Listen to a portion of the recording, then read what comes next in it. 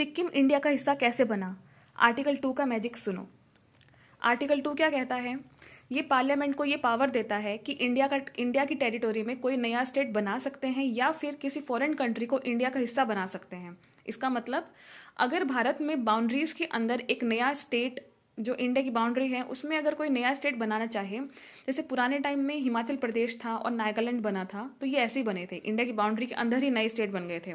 तो ये डिसाइड कौन करता है? ये पार्लियामेंट डिसाइड करेगा। अगर कोई फॉरेन टेरिटोरी इंडिया को ज्वाइन करना चाहे, जैसे पुदुचेरी हमने फ्रांस से लिया है और सिक्किम 1975 में पार्ट बना था इंडिया का, तो पार्लियामेंट लॉ बनाकर उस एरिया को इंडिया का स्टेट या यूनियन टेरिटरी बना सकते हैं। इंपॉर्टेंट पॉइंट क्या है इसमें कि आर्टिकल 2 इंडिया के अंदर भी नया स्टेट बनाने का रास्ता देता है और बाहर से किसी टेरिटोरी को इंडिया में इंक्लूड करने का भी रास्ता देता है। इससे आर्टिकल 2 से हमें क्या बेनिफिट होता है, क्या फ़ायदा हो रहा है इससे?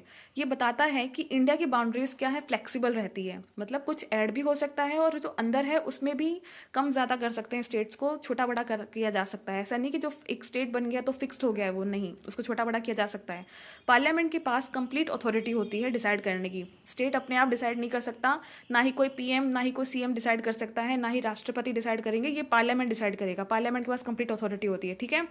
फॉर एग्जाम्पल जैसे हमने सिक्किम पहले एक फॉरेन किंगडम था, बाद में वहाँ के जो लोग थे वो इंडिया को ज्वाइन करना चाह रहे थे, तो पार्लियामेंट ने लॉ पास किया और सिक्किम इंडिया का स्टेट बन गया। ये आर्टिकल 2 की पावर से पॉसिबल हुआ। तो आप देख सकते हैं आर्टिकल 2 कितना इंपॉर्टेंट है।